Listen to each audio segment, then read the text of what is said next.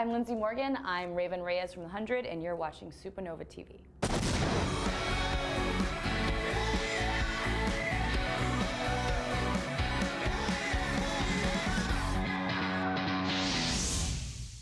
If you could have a character in the Marvel universe, Yeah. who would you pick? To come to the show, No, to be. Wolverine.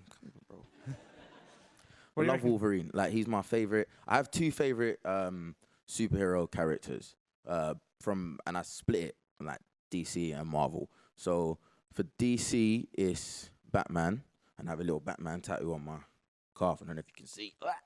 Is it? Is it? If you see it on the camera, where's the camera? Yeah, it's on the camera. It's all good. Yeah. So what's it? Yeah. So Batman's my favorite in terms of DC, and Wolverine's always been my Marvel favorite. I like the sadness. I kind of like kind of tortured, kind of darker characters, and I'm really drawn to the whole idea of that. Really and truly, for me anyway, my interpretation of Wolverine is that his biggest enemy is his immortality. I say that in quotes because he can die, but it's that kind of whole living and seeing the loves of your life kind of grow old while you stay the same age. I really like that kind of tortured, twisted soul. He's not exactly the heroic kind of type, but he's like sort of like that sort of anti-hero-ish, but not really, but sort of. And I kind of like that kind of thing about him. I like the We are here with Lindsey Morgan. Thank you so much for joining us. Of course, thank you for having me. Now, you are best known currently for your work on The 100. Yes. Tell me a little about your character there, Raven. You know, Raven Reyes, she is a zero-G mechanical space engineer. The youngest in 50 years, correct? The youngest in 50 years on the Ark and the space station. So she's basically a genius, a prodigy. But she's also just like a badass, you know? She's very strong, she's very tough, she's sassy, and she's super smart, and she's very strong within herself. Now, obviously, the world of The 100 is a little bit different to the universe that we live in our reality. Little bit. Yeah. What is the process of getting into character like for you? You know, in the beginning, it was a really interesting process because that was right when like we were still on the space station and it was dying, and then we just got to Earth, and it was like it was almost like camping, but it's post-apocalyptic. So I would always just imagine, how would your life be without any comforts, right? Hard ground to sleep on, no pillows, no blankets, you're cold, you're hungry, you can't go get your Starbucks Frappuccino, like you're eating bugs and rainwater. And that mentality of just your biggest priority is how to survive. Absolutely. So you can, yeah, there's a whole bunch of things that go into it, but that's kind of where I started from, is like, if I had nothing but myself to survive, could I do it? What would I do? How would I live?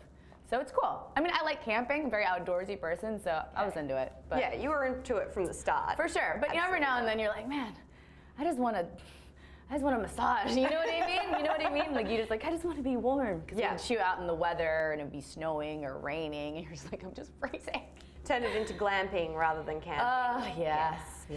Now, as the series progresses, obviously every character on the show progresses, including Raven. Right. How do you draw on what happened in past seasons and build that into the character that she's become today? I think of a lot of it as I mirror it with my life. I think about my life, and I think about certain moments and experiences that really changed me, that shaped me, or made an impact on me. And I think with Raven, it's the same. There are very key moments that really impacted her and her outlook on life and people and love and family.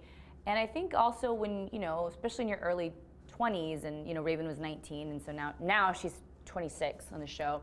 That time period, you really evaluate. You're really creating who you are and your philosophy on life. So I'd always just go back to that and creating different mantras for her and her different philosophies, and just the thoughts she would have and her opinions. I'd always work from that kind of area. And how much of the character of Raven comes from the script, and how much of it is your past experiences and you're building on it? You know, they do a really awesome job of collaborating with ourselves and our personalities, and that's really kind of molded we've all kind of been molded into like, there's an aspect of ourselves in the character, and then the aspects that the writer has put onto the character. And I feel like for Raven, she's just certain parts of me turned up. Okay. You know what I mean? But it's also, she's in that situation.